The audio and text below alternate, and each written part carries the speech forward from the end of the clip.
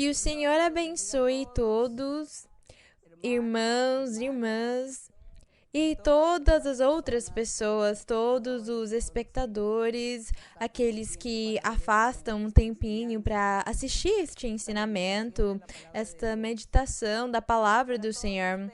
Para todos vocês, uma saudação com muito carinho.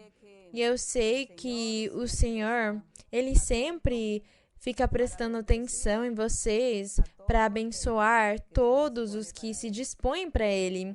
Então, hoje, mais uma vez, nós agradecemos a Deus porque Ele dá para nós a chance e a oportunidade de estarmos novamente todos juntos, congregados, mesmo vocês estando tão longe, para meditarmos, analisarmos e aprendermos do nosso Deus, aprender a palavra dele, porque tem muitas pessoas que elas leem a Bíblia e elas acham muitos termos e vocabulário na Bíblia que elas não entendem. Às vezes elas escrevem para mim e perguntam o que significa aquilo e o outro. Então, estamos aproveitando nestes dias com os ensinamentos para aprender muitas coisas, muitos mistérios, muitos tesouros que temos escritos aqui na Bíblia. E, além disso, estamos honrando e louvando o Senhor e ficamos aprendendo dele também. Então, sejam todos bem-vindos nessa reunião agora onde Deus está se manifestando. Ele é o primeiro convidado, o primeiro que está conosco aqui. Antes de começarmos a nossa meditação hoje, vamos cantar para o Senhor. Vocês podem abrir os seus hinários no hino número 70.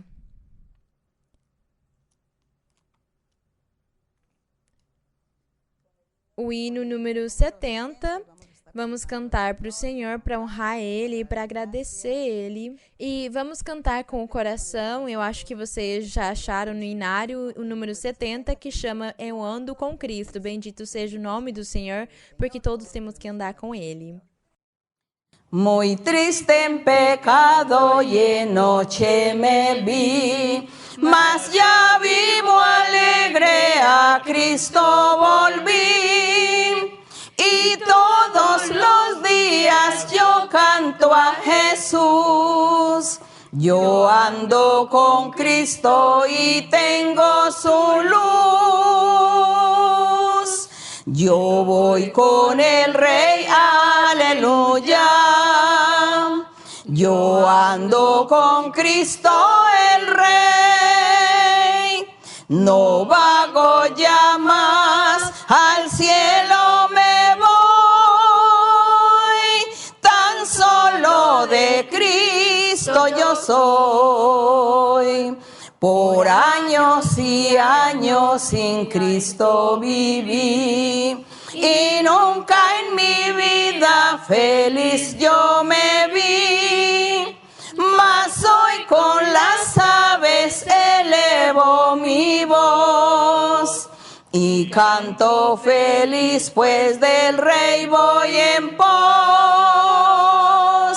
Yo voy con el Rey, aleluya. Yo ando con Cristo el Rey. No vago ya más, al cielo me voy. Tan solo de Cristo yo soy. Oh alma que estás en el valle sin luz, si miras arriba verás a Jesús. Ven alto, más cerca, ven pronto al Señor. Es Cristo tu luz y tu fiel Salvador. Yo voy con el Rey, aleluya. Yo ando con Cristo el Rey. No vago ya más, al cielo me voy. Tan solo de Cristo Cristo yo soy. A honra e a glória sejam para o nosso Deus. Agradecemos o Senhor pela chance de estarmos aqui novamente junto com vocês. Vocês não sabem o quanto eu amo vocês no Senhor. E eu sempre penso em todos. Vocês sempre estão nos meus pensamentos, nas minhas orações, nas minhas meditações.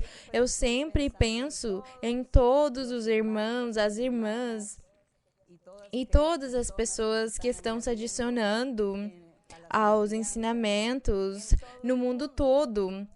Porque não é só América do Sul, América Central, América do Norte, a Europa, mas também escrevem para mim das ilhas, da Islândia, da Austrália, da Nova Zelândia, escrevem para mim das Filipinas, do Japão, da China, escrevem para mim e contam que eles estão assistindo os ensinamentos na África também. Tem muitas cidades do continente, muitos países que escrevem para mim porque me contam que eles se congregam, se juntam para ouvir os ensinamentos e eles estão muito felizes porque Deus tem abençoado eles e tem feito muitos milagres em muitos deles.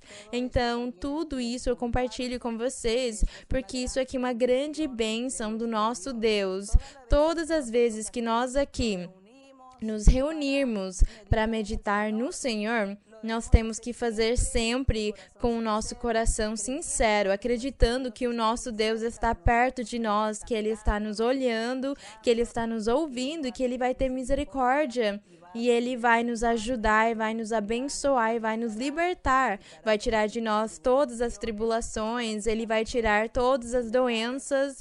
Todas as pessoas também que estão sofrendo desse vírus, tem muitos que estão no hospital sofrendo desse vírus, dessa pandemia em nível mundial que temos.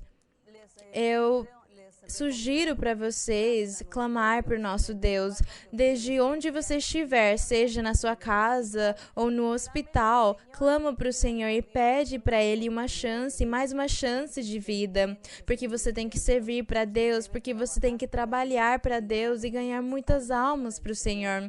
Então, pede para o Senhor te dar uma oportunidade de continuar vivendo, que Ele cure você, que Ele limpe você e liberte você dessa doença. E você vai ver como o Senhor vai agir e Ele vai fazer aquela obra maravilhosa em você. Não fiquem desanimados, os parentes, as famílias, não se preocupem. Vamos aceitar a vontade do Senhor. Mas é importante nos ajoelharmos, clamar para o Senhor.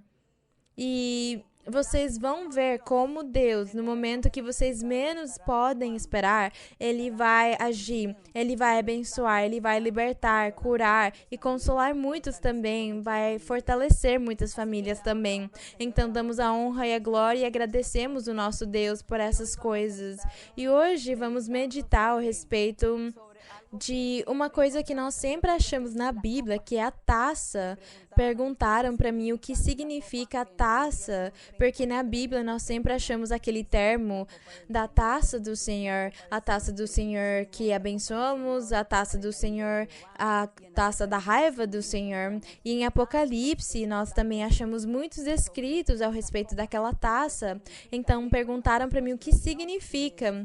Bem, o nosso Deus, no jeito dele trabalhar e fazer as pessoas entenderem a doutrina dele, ele sempre usou muitas parábolas, muitas metáforas, muitos símbolos. O Senhor usou em muitas figuras retóricas, muitas linguagens, figuras de linguagem nós achamos na Bíblia, e o Senhor fala desse jeito com as pessoas. Então, só para aqueles que acreditam e confiam e aceitam no Senhor, eles são quem vão entender melhor. Por causa disso, nós estamos aqui aprendendo. E é desse jeito que o Senhor, a cada dia, nos revela a sua doutrina e nos ensina. Então, nós também compartilhamos com os outros para todos aprendermos. E hoje vamos falar a respeito da taça do Senhor. O que significa taça? E antes daquilo, vamos lembrar que na antiguidade, quando Deus ordenou para Moisés que ele celebrasse a Páscoa, a festa da Páscoa, ela era feita de sacrificar um cordeiro. E fala que cada família, o Senhor deu a ordem para Moisés no Egito, falou: cada família, segundo o número dos membros da família, vai ser proporcional ao tamanho do animal, porque não pode sobrar carne para o outro dia, para o dia seguinte, vocês têm que comer tudo. Então ele falava: as famílias têm que escolher um animal. Se for uma família grande, um animal grande também. E desse jeito, o Senhor falou que eles teriam de sacrificar aquele cordeiro, tirar dele o sangue, e com o sangue dele eles tinham que colocar nas portas para que quando o anjo exterminador passasse por cima deles, quando ele estava matando todos os primogênitos do Egito, os primogênitos do povo de Israel fossem salvos, fossem protegidos, e o anjo não matasse eles, não matasse os primogênitos de Israel. Então o Senhor também deu instruções para eles que aquela Páscoa tinha de ser celebrada. Eles tinham que comer a carne do cordeiro com pão sem fermento e vinho, e taças de vinho. Era essa a janta ou a Páscoa. E Deus deu aquela ordem para Moisés. E é aí onde Deus começou o assunto da taça do vinho. Então, nós vamos ler aqui alguns versos e no decorrer da nossa leitura, nós vamos achar o significado e o porquê Deus usou aquela taça e para o que Deus permitiu ser usada aquela taça. Então, vamos abrir em Isaías, no profeta Isaías, no capítulo 51.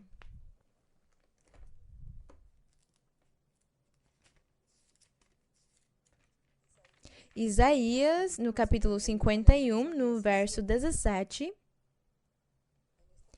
Neste capítulo, fala que Deus, por meio do profeta Isaías, ele estava consolando o povo futuro dele, a igreja futura, ou o remanescente. Ele consolava eles porque o Senhor também, ele já tinha anunciado muitos castigos para eles. Além disso, já tinham vindo muitas nações contra o povo de Israel e já tinham tido muitas guerras e eles tinham sido derrotados naquelas guerras. Eles também foram muito humilhados e eles estavam se sentindo tristes. E no meio daquelas pessoas tinha um remanescente, as pessoas que Deus tinha escolhido para que quando chegasse o momento que todos fossem levados cativos para a Babilônia como servos, o remanescente foi levado, mas aqueles que ficaram em Israel, eles pereceram, eles morreram pela espada do exército da Babilônia. Então, nesta profecia que Deus deu para o povo por meio de Isaías, eles já sabiam do castigo que estava vindo. Mas, além disso, o Senhor enviava palavras de consolo para o seu remanescente, para aqueles pouquinhos que Deus ia guardar e proteger, enviando eles para a Babilônia, porque era deles que viria o Messias, o Salvador. Então, no verso 17, como nós vamos olhar hoje, o que significa o cálice, a taça, ele fala: desperta, desperta, levanta-te, ó Jerusalém, que bebeste da mão do Senhor o cálice de sua ira. Porque do cálice do atordoamento bebeste até esgotá-lo. O Senhor fala assim com eles, fala: todo o castigo que vocês receberam por meio dos exércitos das outras nações que vieram contra Jerusalém, era isso que Deus tinha dado para eles beberem, uma taça ou um cálice de vinho, e nele estava a ira de Deus, naquela taça, naquele vinho. Tinha a ira de Deus, a raiva de Deus, e simbolicamente ou espiritualmente, Deus deu para eles beberem aquele cálice, aquela taça. Só os profetas eram aqueles que conseguiam enxergar em visão a taça do vinho ou do cálice, e o Senhor dava aquela visão para os profetas e falava: faz todo o povo beber, porque o castigo chegou para eles, a hora deles chegou, a hora deles serem castigados. Os profetas, por meio das visões, eles viam todas as coisas que o Senhor fazia com o povo. O povo não conseguia ver as visões, mas Deus falava por meio do profeta para eles. Ele falava, fala para eles que eles beberam o cálice de atordoamento, que eles beberam da minha mão aquela taça de vinho e eles beberam até o fundo. Fala que eles não deixaram nada naquela taça. Fala que até esgotá-la.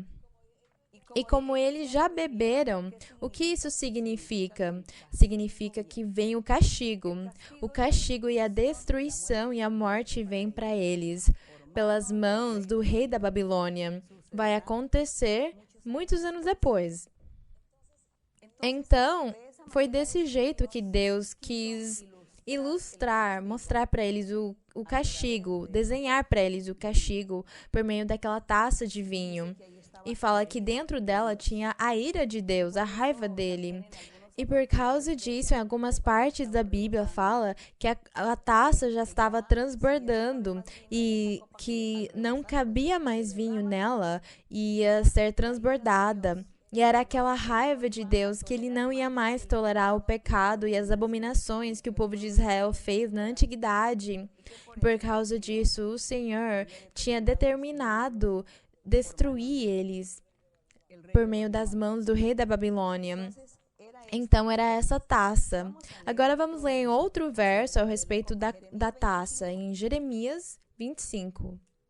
Jeremias 25, aqui, do verso 15 e seguintes, aqui no verso 15 até o 30, nós achamos que o Senhor fala que ele fez beber da taça, do cálice do vinho do furor, fez beber não só o povo de Israel, não só Jerusalém, mas também as outras nações que Deus usou para que eles virassem inimigos dos israelitas, dos habitantes de Jerusalém, especialmente. E aquelas nações que foram inimigas deles e foram contra Jerusalém, Deus também castigou eles e fez eles beberem daquela taça do vinho fermentado que já estava transbordando e a taça já estava se derramando. A ira do Senhor, o castigo dele. E Deus falou com Jeremias no verso 15, porque assim me disse o Senhor Deus de Israel, toma da minha mão o cálice do vinho do furor e darás a beber dele a todas as nações às quais eu te enviar. Então, vamos imaginar que se dão para nós uma taça de vinho, quão grande ela vai ser para fazer beber, para que todos os reis das nações consigam beber dela.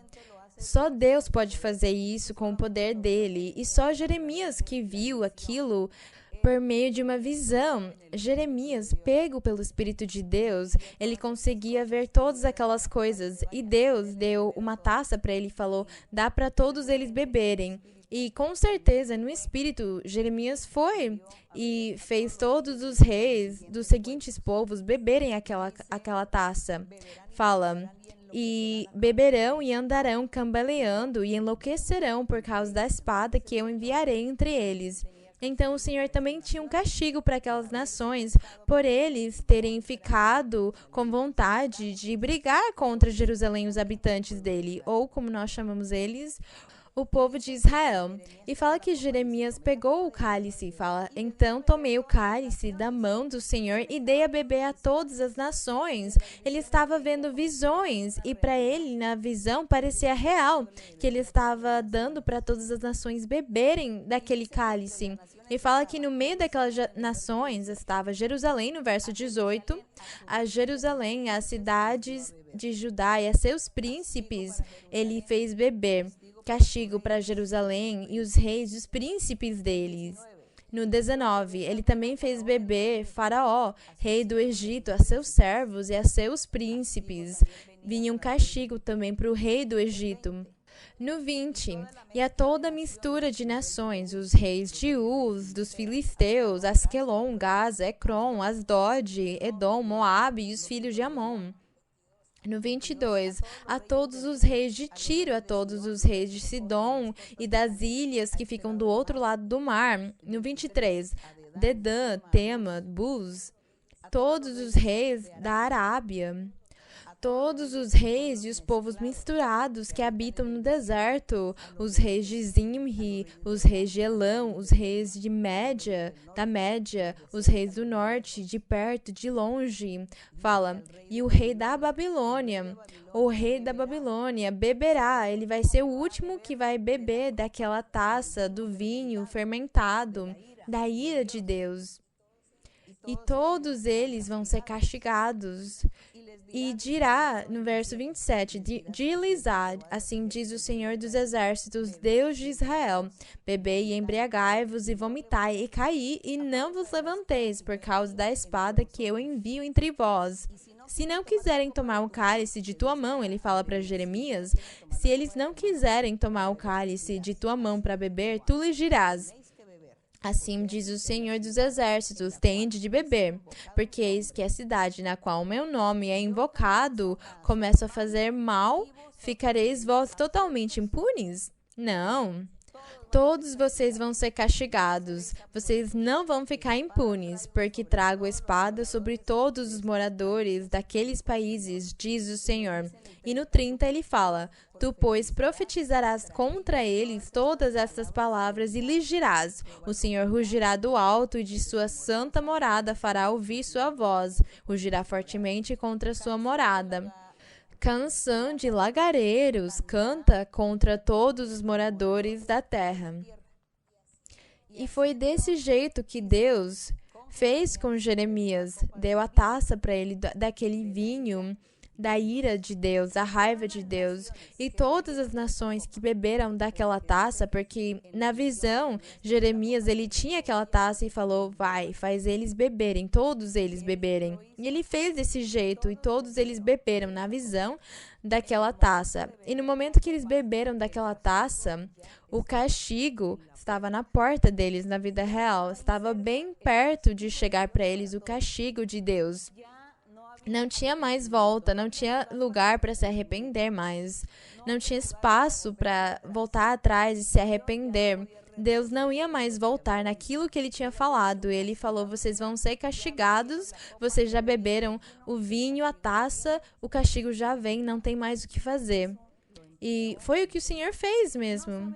Nós não sabemos por que o Senhor usou como figura, como representação, uma taça de vinho fermentado para fazer as nações beber e castigar eles pelos seus pecados e as suas abominações. Nós vamos continuar aqui no verso em Jeremias 51. Jeremias, no capítulo 51, nós estávamos em Jeremias 25 e agora vamos para Jeremias 51. No verso 7 e o 19. Nós vamos ler aqui o verso 7 fala: aqui o Senhor, ele estava admoestando aqueles que o Senhor queria que eles se arrependessem. E que saíssem da Babilônia, que eles não fizessem os pecados que a Babilônia estava fazendo. A Babilônia, eles estavam fazendo todos os pecados que existem, muitas abominações e muita idolatria. E eles, o povo de Israel, eles começaram a fazer a mesma coisa. E eles foram envolvidos, eles se envolveram em todos os pecados, imundícies e abominações que a Babilônia fez. Eles também começaram a fazer todos aqueles pecados que a Babilônia e as outras nações que nós acabamos de falar faziam. Por causa disso, Deus estava tão bravo. No entanto, ele estava fazendo um chamado de atenção para o remanescente. Falou, fugi, aqui no verso 6, fugi do meio da Babilônia e livrai cada um sua vida, para que não pereçais por causa de sua maldade, porque o tempo da vingança do Senhor chegou, ele dará seu pago. Taça de ouro foi a Babilônia. Ele falou, taça de ouro foi a Babilônia na mão do Senhor, que embriagou toda a terra. De seu vinho beberam as nações. Enlouqueceram-se, portanto, as nações. E daí para frente continua falando que a Babilônia caiu e aquelas nações também, elas foram destruídas, castigadas, por causa da ira do Senhor que se acendeu pela maldade e o pecado deles. Eles profanaram o templo do Senhor que estava lá em Jerusalém. Aquele templo que Salomão tinha feito, o rei Salomão. E essa Babilônia aqui e as outras nações, com as abominações delas e os pecados delas, as imundícies delas, a idolatria delas, feitiçaria, prostituição, tudo aquilo. Eles contaminaram com aquilo Jerusalém e profanaram o templo. Porque eles entraram no templo para fazer a idolatria, as abominações deles, adorando os deuses, os demônios e os mortos dentro do templo e fazendo muitas outras coisas que fazem os seres humanos. Por causa disso, Deus ficou bravo e ele fez um chamado de atenção, não só para o povo de Israel e Jerusalém, mas também para as outras nações, por meio dos profetas dele. E nenhum deles quis ouvir, nenhum deles quis aceitar, nem se arrepender. Eles pecaram e ofenderam de um jeito muito grave o nosso Deus. Por causa disso, o Senhor ficou cheio de raiva e fala que a taça do vinho dele já tinha transbordado e o Senhor não ia mais tolerar aquele pecado. Por causa disso, ele desenhou para eles o castigo como se todos eles estivessem bebendo daquele vinho, que era o castigo que estava prestes a acontecer com eles. E o profeta Jeremias teve que ir lá na visão, fazer todos eles beberem. E não só, com certeza, ele deu para eles beberem, mas ele deu profecia para eles e falou para eles o que Deus falava, de se arrependerem, de não pecarem, de não fazer aquilo, mas ninguém quis ouvir. Então, por causa disso, o Senhor ficou bravo. E aqui fala que no verso 19. No verso 19, nós estamos em Jeremias 51. No verso 19 fala, no 18 fala, vaidade são, obra digna de engano, no tempo do castigo perecerão. Não é como eles a porção de Jacó, porque ele é o formador de tudo, e Israel é a tribo de sua herança. O Senhor dos Exércitos é seu nome. Porque o Senhor falava aqui para eles que ele era o verdadeiro Deus, que merecia o respeito e o valor de todos eles, de todas aquelas pessoas, aqueles seres humanos, aquelas nações que nós acabamos de ler. E como o Senhor se enraiveceu, então foi o jeito dele desenhar para eles uma taça de vinho fermentado que já estava transbordando, e quando aquela taça se encheu, o Senhor não tolerou mais. Nós vamos olhar alguns exemplos ao respeito das taças da ira do nosso Deus. Aqui em Apocalipse,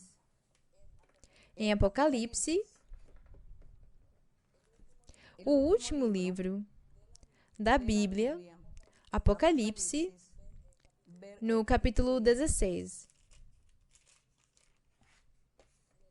No capítulo 16, que diz, no verso 1, fala: aqui temos um título menor que fala 7 taças do furor de Deus. Aqui nós temos o apóstolo João. Apocalipse foi escrito pelo apóstolo João. São as revelações do apóstolo João. Ele estava numa cárcere, numa prisão, numa ilha, na ilha de Patmos, se eu não me engano. E ele estava lá e quando ele estava prisioneiro naquela ilha, Deus deu para ele muitas revelações e sonhos, visões de coisas que tinham acontecido, estavam acontecendo e iam acontecer no futuro. E ele escreveu aquilo em um livro, as revelações dele. E Deus falava com ele, falava para ele, escreve isso aqui, olha para aquilo, olha aquilo. E então no capítulo 16, João fala, ele diz, ouvi uma grande voz que dizia desde o santuário aos 7 anjos, ide e derramai sobre a terra 7 taças do furor de Deus. Ele falava, derramai sobre a terra as 7 taças do furor de Deus. O que significa que Deus esteve o tempo todo bravo com a humanidade. E Deus, ele ficou bravo, por exemplo, quando ele fez Adão e Eva. Desde Adão até o dilúvio, até Noé, Deus se enraiveceu com a humanidade, com aquelas pessoas, porque eles começaram a pecar e fazer muitas maldades e abominações, e eles se afastaram de Deus. Então Deus enviou para eles um castigo. Mas antes, ele pregou para eles por meio de Noé, e nenhum deles quis ouvir Noé, quis prestar atenção nele. Então Deus mandou o dilúvio e matou todos eles porque eles não obedeceram. E depois de Noé, novamente a terra ficou povoada e começou novamente a humanidade a pecar, ofender a Deus, fazer maldades e pecados.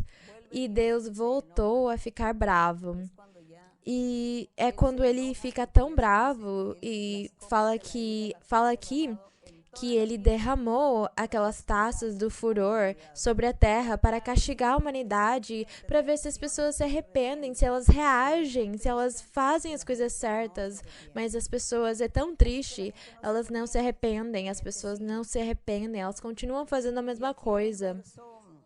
E aqui no verso 19, quando ele fala aqui que são 7 as taças do furor, nós levaríamos muito tempo para ler cada uma das taças, porque fala que o primeiro anjo derramou sua taça sobre a terra e sobreveio uma úlcera maligna e dolorosa, sobreveio aos homens, aos seres humanos. Então, veio uma úlcera maligna e dolorosa, e o que acontecia? As pessoas, elas adoeciam e morriam da doença. O segundo anjo derramou sua taça, e ela virou sangue, e morreu tudo o que tinha no mar, o que havia no mar. O terceiro anjo derramou sua taça sobre os rios e sobre as fontes das águas, e se converteram em sangue. Nós vimos que isso aconteceu no Egito, mas não foi só naquela época que aconteceu. Com certeza isso ainda vai acontecer no futuro. Em algum momento, Deus também, a raiva dele vai chegar num ponto onde ele vai castigar a humanidade desse jeito, porque a humanidade, eles não lembram de Deus. As pessoas não invocam a Deus, as pessoas não valorizam a Deus, não honram Ele, pelo contrário, negam Ele. E aqui fala, o terceiro anjo derramou sua taça e fala que ele dizia, justo és, ó Senhor, aquele que és e que eras o santo. E aqui fala, aqui diz no verso 6, porquanto derramaram o sangue dos santos e dos profetas, também tu tens lhe dado de beber sangue.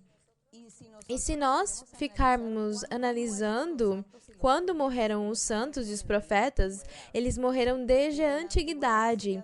Desde a antiguidade, eles mataram os santos e os profetas, os servos de Deus, por eles pregarem a palavra. E depois do Senhor Jesus também, os santos e os profetas dele, e os evangelistas dele, e os apóstolos, eles também foram perseguidos, sacrificados, por eles pregarem a palavra de Deus, por pregarem a Deus. E se nós pensarmos no futuro, vai acontecer com certeza a mesma coisa. E fala aqui no verso 8, o quarto anjo derramou sua taça sobre o sol e fala que se queimaram os homens com fogo. Que os homens se queimaram com fogo pelo sol, porque o sol Os raios do sol eram tão fortes que a terra não tolerou mais ele, não suportou mais eles, e as pessoas morriam queimadas. E isso, com certeza, no futuro. Se as pessoas não se lembrarem de Deus, se as pessoas não invocarem nem procurarem a Deus, elas vão ter que sofrer todas aquelas coisas. E assim como fala o quinto anjo derramou sua taça sobre o trono da besta, e tudo se cobriu de trevas, e remordiam a língua por causa da dor, e blasfemaram. E ao invés de se arrependerem, no verso 11 fala, e blasfemaram contra o Deus do céu.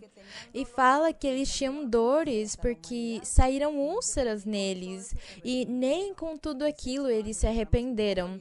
O sexto anjo derramou sua taça sobre o grande rio Eufrates, e a água deste se secou. Fala que se secou a água daquele rio.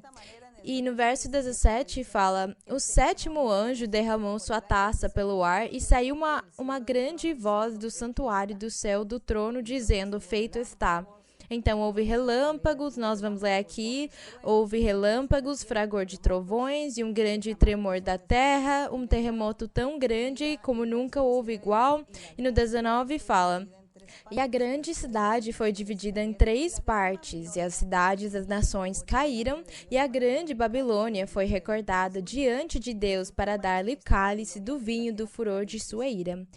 E acontece, irmãos, que essa Babilônia que fala aqui representa a Babilônia que existe hoje. Ela existiu na época da Antiguidade fisicamente, ela existiu o Império Babilônico. E Deus castigou todas aquelas nações na antiguidade. Ele castigou a Babilônia. Mas acontece que hoje, depois do evangelho do nosso Senhor Jesus, essa Babilônia começou a se formar novamente e trabalhar, mas agora não mais fisicamente, mas de um jeito simbólico. Era a figura, a parte simbólica, a parte espiritual dela. E essa Babilônia, segundo o Apocalipse, fala que ela está morando no mundo todo. Fala que aquela Babilônia, ela está sentada sobre muitas águas, e isso aí é sobre muitos reis e muitos governos no mundo todo, querendo nos fazer entender que os homens e mulheres que seguem aquela Babilônia, mas não mais física, mas espiritualmente, a Babilônia é a mãe da maldade, das abominações, da imundície, das idolatrias e todo o pecado. Então, essa Babilônia, ela ainda está reinando, e ela tem muitos seguidores. E é por causa disso que fala aqui no 19, e a grande Babilônia foi recordada diante de Deus para dar-lhe o cálice do vinho do furor de sua ira. Então, Deus também, hoje, quer dizer, depois do nosso Senhor Jesus, também o Senhor tem as taças do vinho do furor, as taças cheias da sua ira para a humanidade. Porque a humanidade o tempo inteiro tem continuado pecando e pecando. E essa Babilônia espiritual que está reinando no mundo é a mãe dos pecados e das abominações, eu volto a dizer. No verso 5 fala...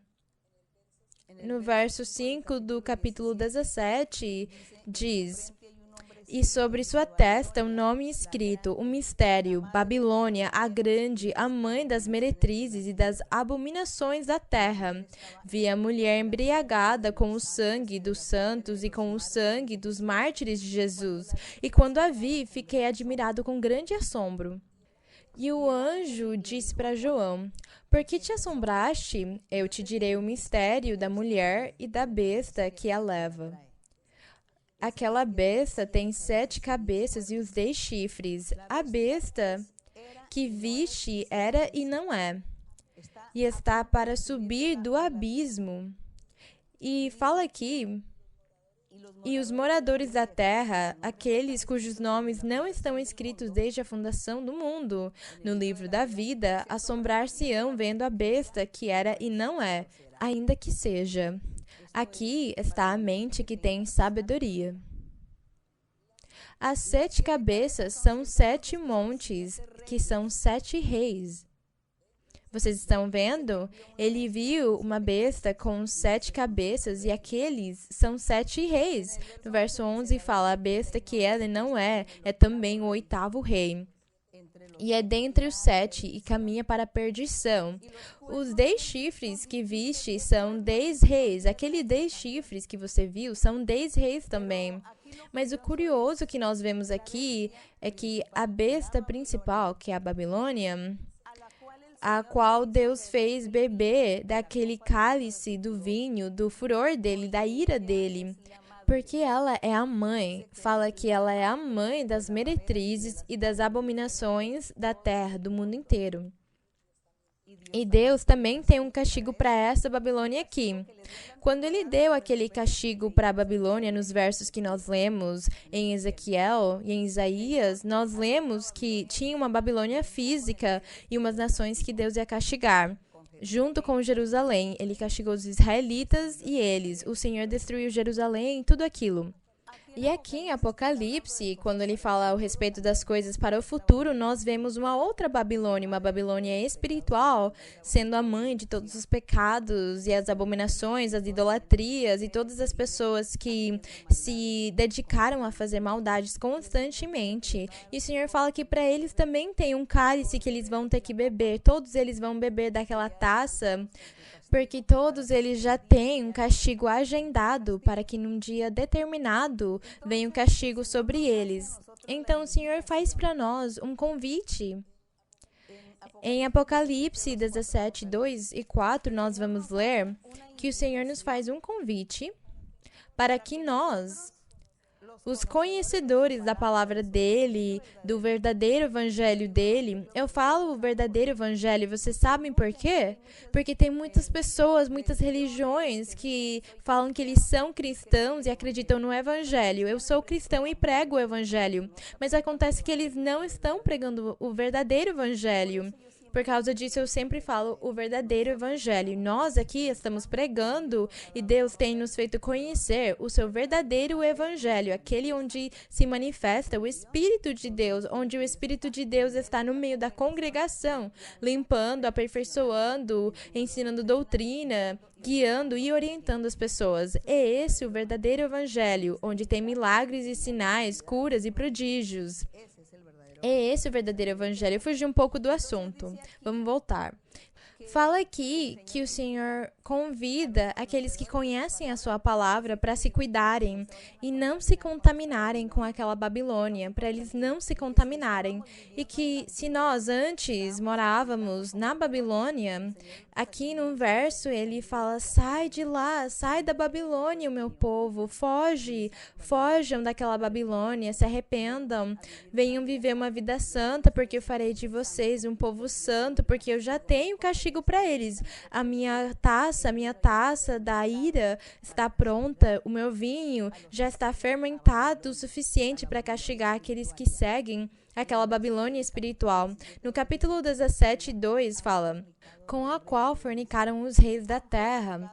Fala, fornicaram os reis da terra, ou os governadores e os moradores da terra se embriagaram com o vinho de sua devassidão. Essa fornicação que fala aqui é a idolatria.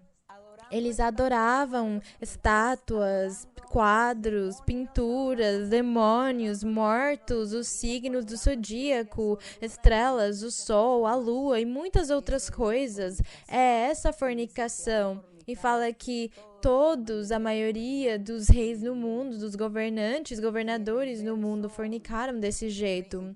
E no 4 fala, a mulher estava coberta de púrpura e escarlate e adornada de ouro, de pedras preciosas. João viu ela desse jeito em visão. Ele viu numa visão uma mulher como se fosse uma mulher normal, que ela estava adornada de ouro, de pedras preciosas, de pérolas, e tinha na mão um cálice de ouro cheio de abominações e de imundícies da sua prostituição. Ela, com aquela taça, com aquele cálice cheio de abominações e de imundícies, ela deu Ela fez a maioria das pessoas no mundo beberem, especialmente aqueles que estão no poder. E é por causa disso que o Senhor tinha um castigo, ou tem um castigo ainda para essa Babilônia, no sentido espiritual. Agora vamos para o 14:10, Apocalipse 14:10.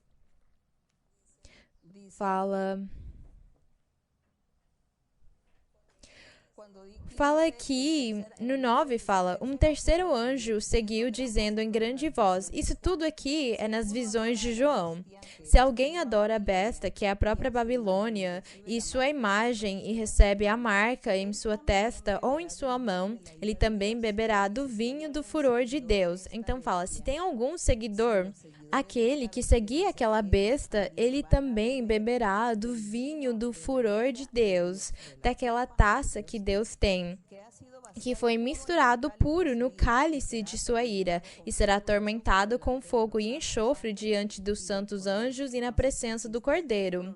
Aqui fala o castigo que tem para aqueles seguidores, aqueles que estão envolvidos com aquela besta, com aquela mulher, com aquela Babilônia espiritual, mãe da maldade e do pecado. Então, todos os pecados, as abominações e as imundícies que você tenha visto ou ouvido do mundo, que as pessoas, os homens e as mulheres fazem, tudo aquilo tem um nome, se chama Babilônia. Babilônia que vai ser castigada com os seus filhos, com os seus seguidores. Em Lucas, vamos agora passar para Lucas, porque nós estamos falando da taça. Nós estamos falando da taça. Ah, faltou Apocalipse 18, no verso número 3. Eu acho que ainda não lemos. Ah, nós já lemos, que fala que todas as nações... Não, ainda não lemos. Fala, porque todas as nações têm bebido do vinho. Mas antes, vamos ler no verso número 2. Apocalipse 18, no verso 2. E fala que João, ele viu um anjo que clamava com voz potente, dizendo: Caiu a grande Babilônia, e se tornou habitação de demônios e guarida de todo espírito imundo e albergue de toda ave imunda e detestável. O que vocês acham disso, dessa Babilônia? Essa Babilônia espiritual de hoje? E essa Babilônia, ela existiu na antiguidade fisicamente e eles faziam todas essas coisas. Tudo isso aqui, as bruxarias, feitiçarias, adoração ao diabo, fazer culto para o diabo, eles faziam tudo aquilo naquela época.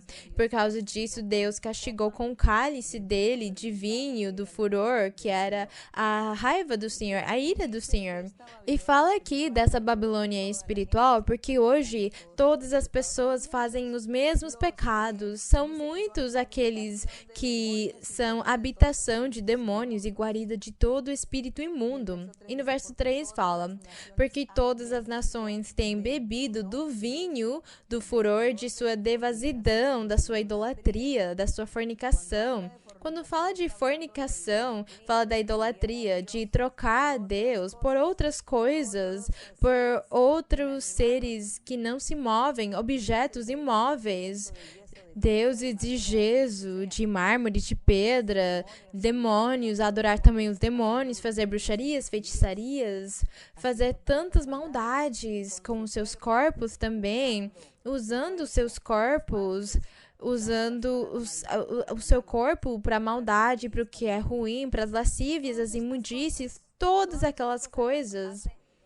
A Babilônia faz, porque ela é mãe daquele conhecimento de fazer todas aquelas coisas imundas. É a Babilônia espiritual. Então, por causa disso, quando você lê aqui em Apocalipse, não fica assustado.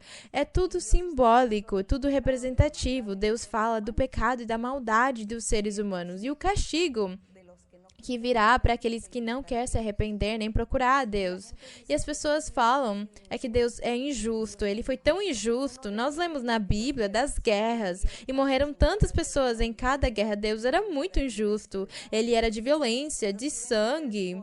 Mas agora vocês percebem por que Deus teve que ser forte naquela época?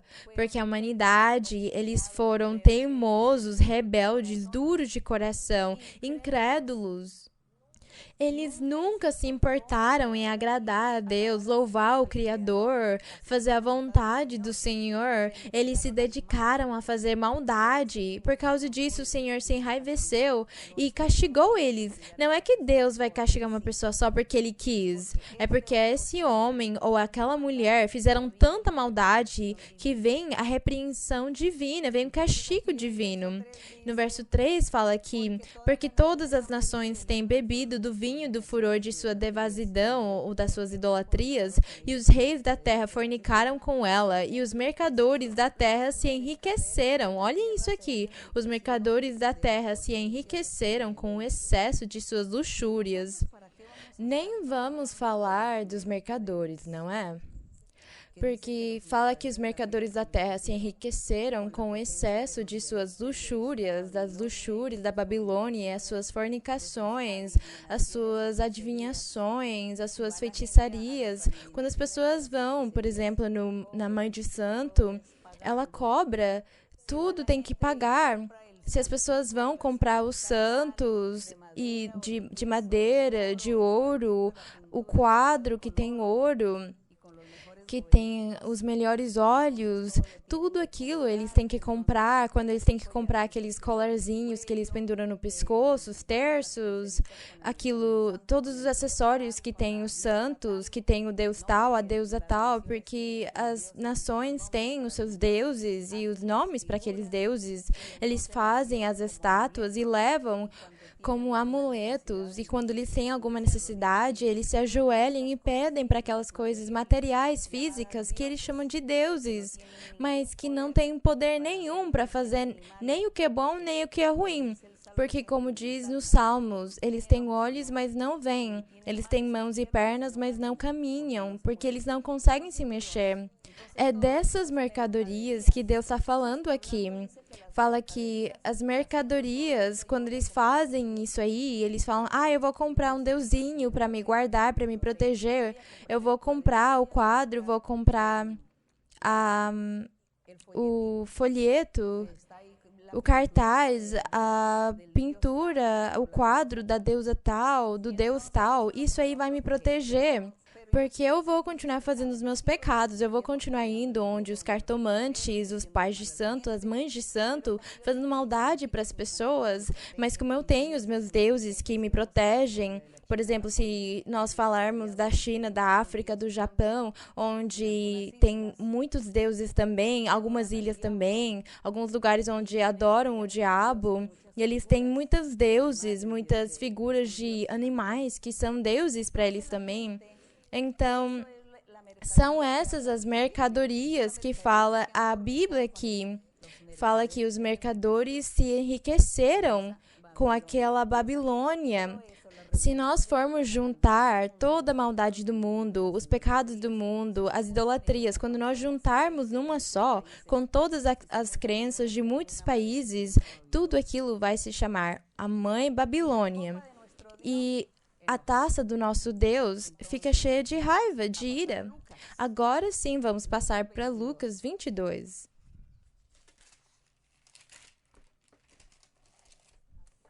Aqui em Lucas, no capítulo 22, porque nós estamos destacando a taça do Senhor, a taça.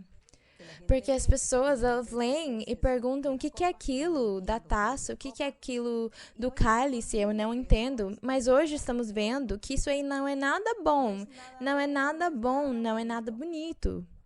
O que tem a ver com a taça.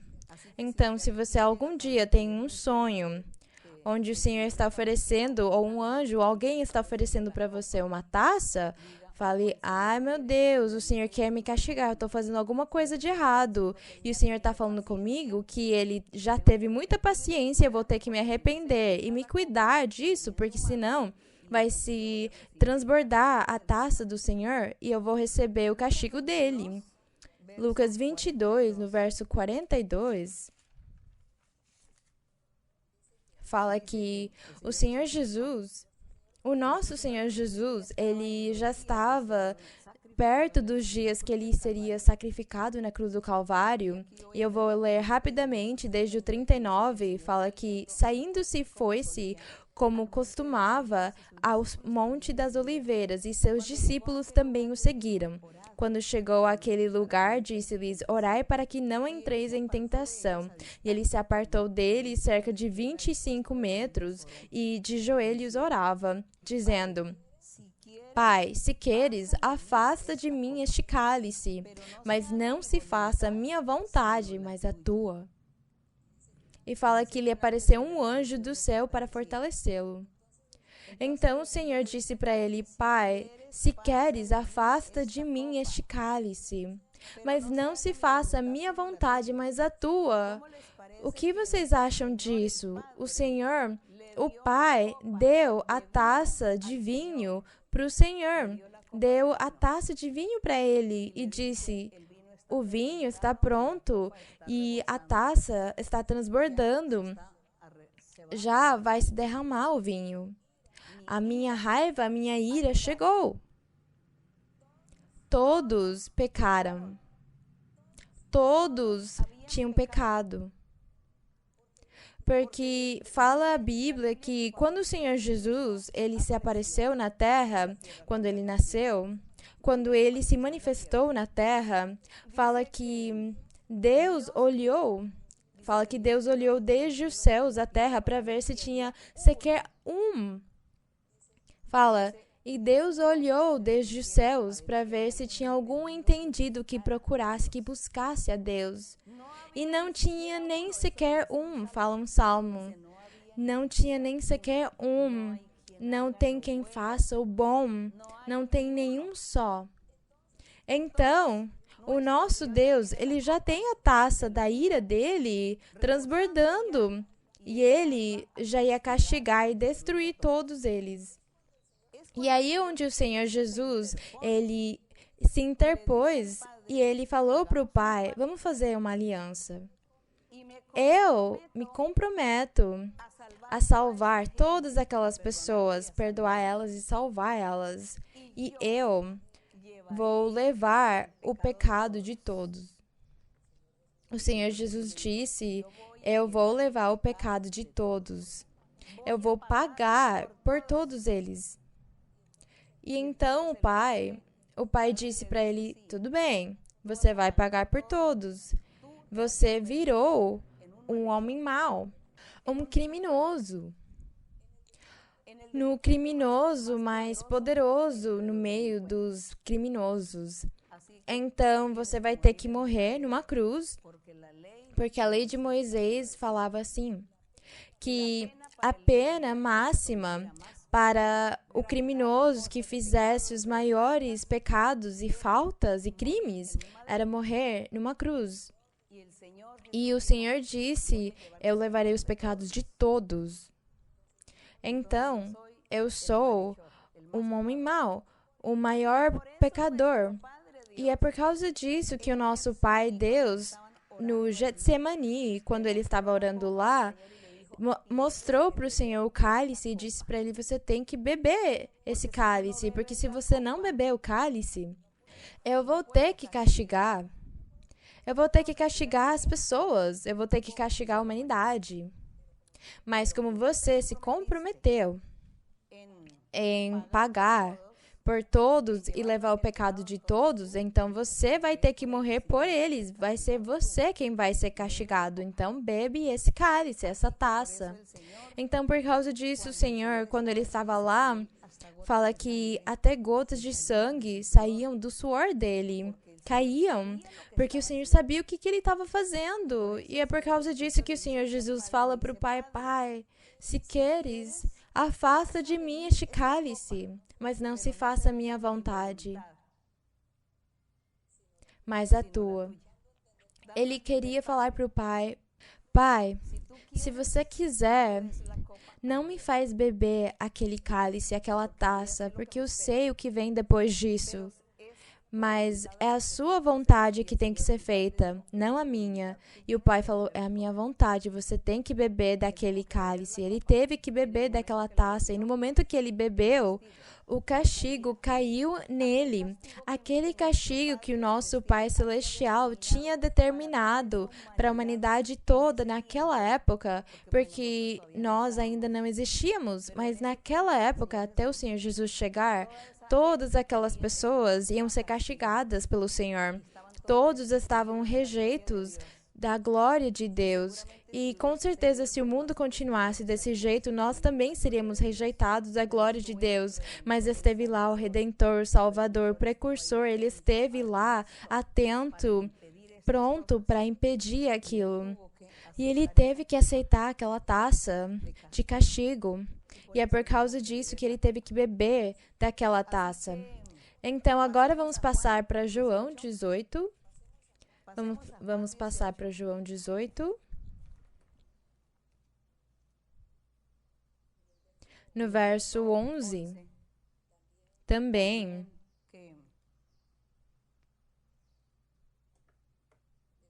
o Senhor aqui, neste capítulo 18 de João, ele fala aqui que o Senhor ele foi preso e alguns discípulos estavam com ele e no meio deles Pedro. E quando prenderam o Senhor e levaram ele preso, então nós vamos ler aqui desde alguns versos antes. Vamos ler desde o verso 7. Fala, tornou-lhes, pois, a perguntar, a quem buscais? E eles disseram, a Jesus o Nazareno.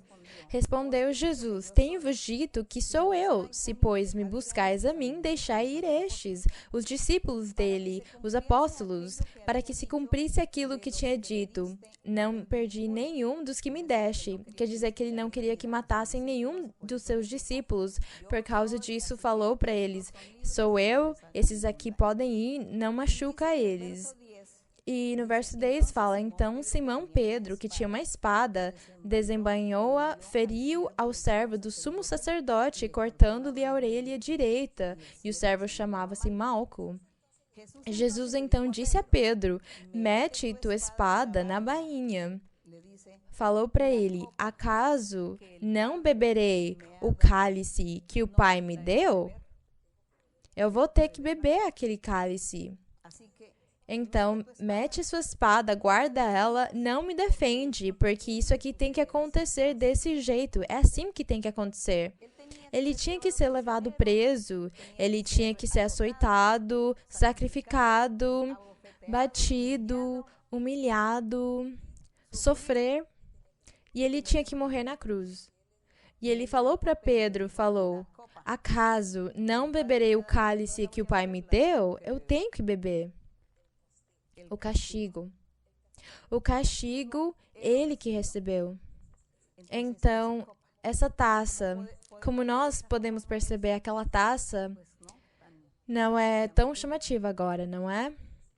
Ela é o símbolo, ela representa, é a figura da ira de Deus, do castigo que o Senhor tiver para as pessoas pelo seu pecado, porque eles não se arrependeram. Agora vamos passar para Mateus 26. Mateus 26. Aqui em Mateus 26, nós vamos ler quase aquilo que nós lemos em Lucas, a mesma coisa. Nós vamos ler desde o verso 36. Mateus 26, do verso 36. Que é a mesma oração, aquilo que nós lemos em Lucas.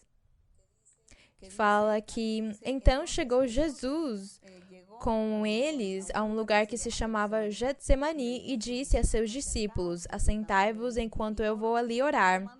E, levando consigo Pedro, os dois filhos de Zebedeu, começou a entristecer-se e a sentir grande angústia. Então Jesus disse para eles, minha alma está angustiada de uma tristeza mortal, ficai aqui e vigiai comigo. Aí o Senhor estava agindo de um jeito humano, porque como ele estava agindo de um jeito humano, Por causa disso, ele falava que ele estava triste com uma tristeza mortal, porque ele sabia tudo que ele ia padecer por ter se comprometido a salvar as pessoas, a humanidade e levar os pecados de todas as pessoas que tinham sido rejeitadas pelo Senhor, pelo Pai Celestial. Então, no 39 fala: E adiantando-se um pouco, prostrou-se com o rosto em terra, orando, dizendo: Meu Pai, se for possível, passe de mim este cálice, todavia não seja como eu quero, mas como tu queres. E voltando para os discípulos, achou-os dormindo. E disse a Pedro: Então não pudeste vigiar comigo nem uma hora? Vigiai e orai para que não entreis em tentação. Na verdade, o espírito está pronto, mas a carne é fraca. Quer dizer, o espírito da pessoa está disposto, mas a carne, sendo fraca, fica com sono, e por causa disso eles acabaram dormindo. E ele falou aqui no 42, tornando-se a retirar, orou pela segunda vez, dizendo: Meu Pai, se não é possível passar de mim este cálice sem que eu o beba, faça-se tua vontade. E fala que ele voltou outra vez, e achando-os dormindo, ele foi embora novamente, orou pela terceira vez, dizendo as mesmas palavras da taça, do cálice. E aí ele já teve que beber aquele cálice, e quando ele bebeu, fala aqui no verso 45, voltou para seus discípulos e disse-lhes: Dormi, pois, e descansai, eis que é chegada a hora, e o Filho do Homem será entregue nas mãos dos pecadores. Levantai-vos, vamos, eis que se aproxima o que me trai. Então o Senhor bebeu aquela taça. Ele bebeu aquela taça. Mas então alguém poderia dizer: então o que acontece com aquela taça quando o Senhor fez a ceia da Páscoa? Quando a última vez que ele ceiou e se celebrou a festa da Páscoa, que nós já falamos das outras vezes a respeito da Páscoa, e fala que o Senhor Jesus, ele também com os seus discípulos, ele celebrou a Páscoa, e eles procuraram um cordeiro, e eles celebraram segundo os rituais que Moisés tinha ensinado, e eles beberam o vinho e comeram o pão. Mas vamos lembrar que nosso Senhor Jesus, ele sempre disse: Eu sou o pão da vida. E quando eles estavam naquela ceia, o Senhor disse para eles: essa aqui é a última Páscoa que eu vou comer com vocês. Depois disso, eu vou comer ela espiritualmente. Quando eu vier, quando eu já tenha morto na cruz do Calvário, ressuscitar, isso aí já é vir no reino dos céus. Quando eu estiver no reino dos céus, ele falou para eles: comerei com vocês esse pão, essa Páscoa. Por quê? Porque o nosso Senhor Jesus é a Páscoa. Ele é a Páscoa, ele é o Cordeiro. E também, quando ele distribuiu o pão e veio e falou para os discípulos: peguem, comam aquele pão, este pão aqui é o meu corpo que vai ser sacrificado na cruz. E ele deu para eles uma taça de vinho e falou: vocês vão ter que beber esse vinho também, isso aqui é o meu sangue. Vocês estão percebendo a diferença entre essa taça aqui e aquela que nós lemos agora há pouco? Ele falou: essa aqui é o meu sangue, que por vocês é derramado na cruz para o perdão dos pecados. Então o Senhor falava para eles: se vocês quiserem, façam isso aqui na minha memória, para me lembrar. Isso aqui é uma comunhão com vocês. Eu vou estar com vocês. Por quê? Porque o Senhor é a nossa Páscoa espiritual. Por causa disso, nós hoje não celebramos a Páscoa, porque o nosso Senhor Jesus, ele é a Páscoa, ele é o Cordeiro, ele é o pão. E ele é o vinho. Então, ele é tudo. E se nós termos comunhão com ele, se no nosso coração o Senhor está morando, mora o Espírito Santo, então nós não temos a necessidade de estarmos celebrando uma Páscoa física. A Páscoa física. E se alguém fala que tem que celebrar pelo menos o pão e o vinho, porque o apóstolo Paulo disse que tinha que ser feito isso aí, então vocês vão ter que ler muito bem os requisitos.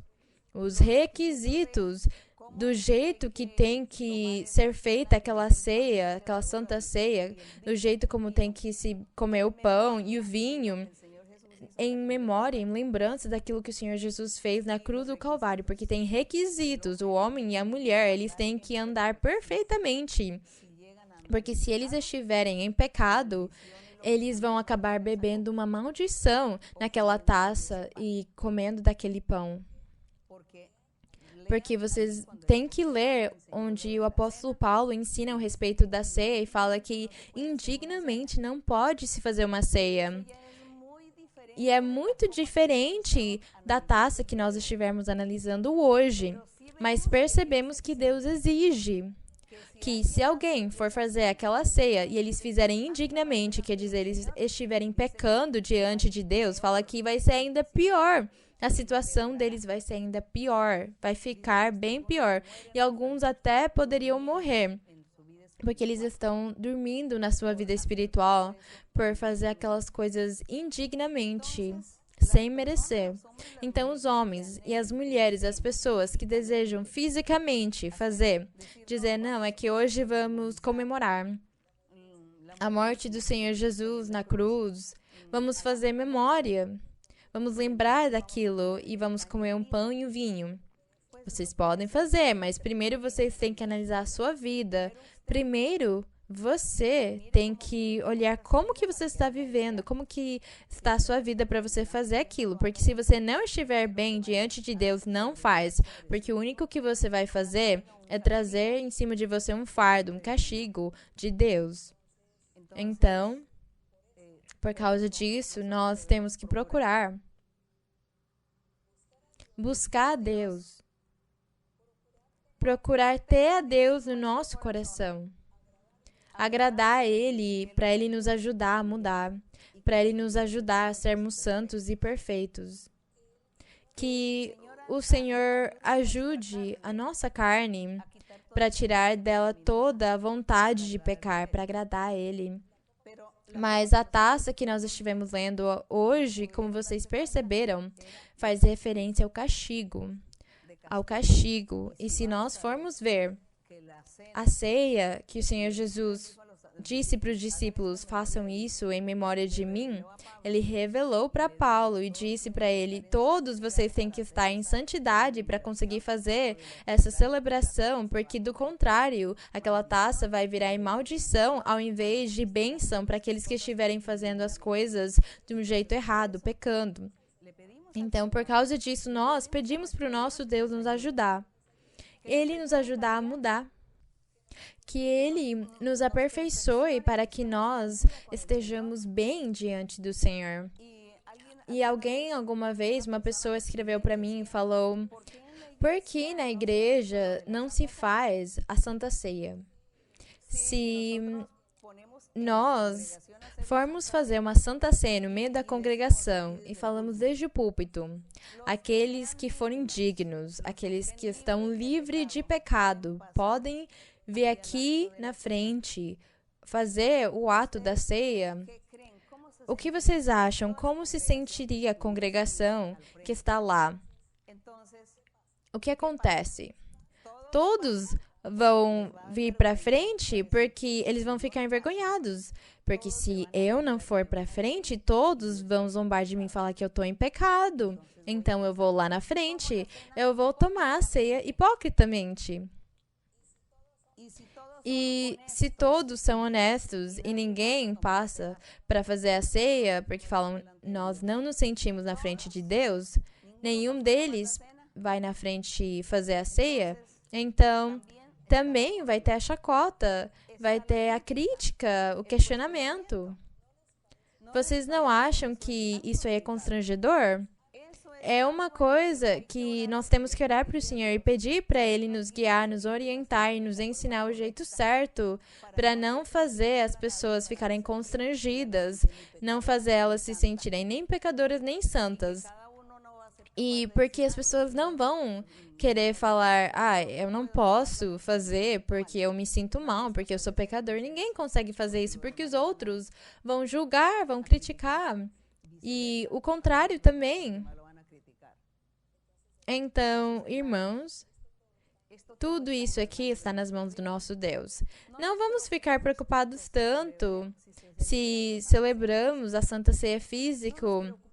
Isso aí não é tão importante, não tem tanto valor. tem mais valor nós vivermos uma vida santa e reta perante Deus, nós agradarmos a Deus e vivermos uma vida sem pecado, agradando o Senhor. Isso para Ele tem mais valor, porque eu vou ter comunhão constante com o Senhor. Todos os dias da minha vida, vamos ter comunhão com o Senhor. E não vai ser só num instante, num momento, num evento. E o Senhor, além disso, disse que era só uma comemoração, não é uma obrigação. É para lembrar. Se nós o tempo inteiro estamos pensando no que o Senhor fez na cruz do Calvário, pelo menos eu sempre penso no sacrifício que o Senhor fez na cruz do Calvário. Eu sempre fico comemorando nos meus pensamentos, com a minha lembrança, me imaginando como que aconteceram aquelas coisas e tudo que aconteceu. Lá nós estamos comemorando o Senhor. Talvez isso tenha outro sentido quando o Senhor revelou para Paulo. Naquela época, talvez as pessoas precisaram daquilo porque eles eram tão duros de coração e eles não queriam acreditar no Salvador, no Messias, no Senhor Jesus. Então, talvez o Senhor colocou aquela tarefa, aquele trabalho para deles fazerem aquilo em memória do Senhor, fazerem aquelas coisas físicas para Paulo também, porque eles eram judeus e para eles era muito difícil aceitar o Senhor. Mas para nós hoje não é difícil aceitar o Senhor. Nós aceitamos Ele, sabemos e aprendemos muitas coisas dele, então não precisamos mais disso. O único que fica para nós é orar para o nosso Deus, que Ele nos ensine e nos guie quais os passos que nós temos que seguir, mas que tudo seja dentro da perfeição, o justo, o reto e o plano do Senhor. Que nós não formos fazer nada pela nossa própria conveniência, nem a nossa vontade, mas que tudo for para agradar o nosso Deus e honrar Ele. E eu espero que todos aqueles que me perguntaram tanto ao respeito da taça e do cálice agora tenha ficado claro para vocês. E desse jeito, vamos agradecer o nosso Deus nessa noite. Vamos orar por nosso Deus. Orar também vocês, aqueles que estão doentes, aqueles que têm diferentes doenças, cada um fale da sua doença para Deus, da sua necessidade, da sua petição diante do Senhor. Pede para Deus. Peçam para o Senhor. E se tem pessoas doentes desse vírus também, vocês também podem pedir para o Senhor e clamar para o Senhor. E Deus vai ficar atento, ouvindo a nossa oração. Padre Santo, gracias Señor te damos por esta oportunidad maravillosa de leer, de escudriñar, de profundizar en la Biblia, en tu palabra. Qué hermoso es, Señor, cuando nosotros leemos con entendimiento y tú nos das pues esa sabiduría y ese buen entender de tu palabra. Gracias, mi Señor, porque tú abres nuestros corazones, nuestra alma, nuestro ser se regocija cada vez que nosotros estamos aprendiendo de ti, porque sabemos que estás tan cerca de nosotros. Te sentimos muy cerca de nosotros, Padre. Gracias, Señor. Sentimos tu presencia. Está cerca de nosotros, Señor, y aprovechando que tú estás tan cerca de nosotros, te pido, mi Señor, en este momento que extiendas tu mano poderosa, tu mano sanadora, y tú, Señor, tengas misericordia de todas aquellas personas que están en este momento clamándote a ti por sus necesidades materiales, espirituales, por sus enfermedades físicas y psíquicas, y también por esta pandemia que ellos te están pidiendo a ti, Señor, que tú escuches la oración, Señor. Ten misericordia de todos nosotros, Señor. Ten misericordia de la gente que vive el mundo, de aquella gente que todavía no te conoce a ti. Ten misericordia de aquellos que hasta ahora te están conociendo, de aquellos que hasta ahora han tenido la oportunidad de ver y oír las enseñanzas, y que su corazón se alegra porque ellos quieren aprender y se sienten felices porque tu presencia, tu Espíritu Santo viene a sus vidas y ellos sienten alegría, gozo y felicidad y anhelan, desean congregarse. Padre Santo, acuérdate de todos ellos, extiende tu mano para todos, bendícelos, libértales, Dales gozo, alegría, tu Espíritu Santo en cada uno. Llénalos de ti y bendíceles, prospérales en su camino. Mira sus necesidades. Mira, Señor, el trabajo. A algunos les falta trabajo, otros necesitan vivienda, otros necesitan la comida, el vestido, otros tienen deudas. Padre Santo, ten misericordia. Ten misericordia en el nombre glorioso de tu Hijo Jesucristo. Ten misericordia, Señor. Extiende tu mano, Señor. Bendice a todos, liberta a todos, da sanidades, da liberaciones, rompe cadenas, rompe ataduras y ligaduras, quita maldiciones del diablo, destruye brujerías, hechicerías, quita toda inmundicia, quita, Señor, todo mal, toda lascivia, toda inmundicia, todas las orgías, todas aquellas cosas que corrompen el corazón de la persona, del hombre, de la mujer. Liberta a cada uno, Señor. Limpia a aquellos que te piden, que te claman, a aquellos que anhelan y desean hacer tu voluntad, a aquellos que quieren agradarte, a aquellos que quieren ser felices. Dale la felicidad, dale la paz y la libertad. Gracias, mi Señor, por escuchar nuestro clamor. Gracias por oír nuestras oraciones. Gracias, mi Señor, por tu presencia. Gracias por tu amor. En el nombre glorioso de Jesucristo, tu Hijo amado, te pedimos, Señor, la honra y la gloria para ti, desde ahora y para siempre. Bendito nuestro Dios. Vamos cantar para o Senhor o coro 110, que chama Senhor, Tu és o meu Deus. Nós falamos Senhor como Jeová em espanhol, mas essa é uma palavra hebreia que significa Deus. Só para rimar com o coro, nós falamos Jeová, Tu és o meu Deus, ou Senhor, Tu és o meu Deus. Vamos cantar para o Senhor. Jehová, tú eres mi Dios, alabaré y ensalzaré tu nombre. Jehová, tú eres mi Dios, alabaré y ensalzaré tu nombre.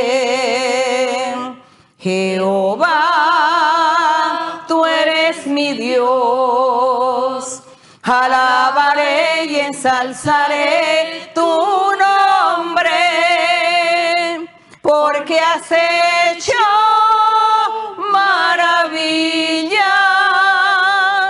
Alabaré y ensalzaré tu nombre,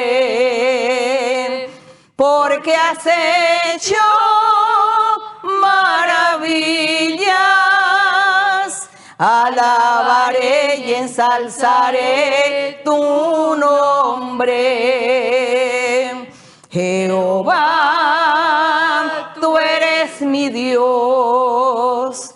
Alabaré y ensalzaré tu nombre. Jehová, tú eres mi Dios. Alabaré y ensalzaré tu nombre. Jehová, tú eres mi Dios. Alabaré y ensalzaré tu nombre, porque has hecho maravillas. Alabaré y ensalzaré tu nombre, porque has hecho maravillas. Alabaré y ensalzaré tu nombre. La honra, la gloria y la alabanza para nuestro Dios. Gracias le damos al Señor, que su nombre sea alabado por siempre. Gracias, mi Dios les bendiga a todos ustedes, los amo. Un saludo para todos los niños y un saludo para ustedes, muchos abrazos y muchos besos. Que Dios me les bendiga, los quiero mucho en el Señor. Gracias.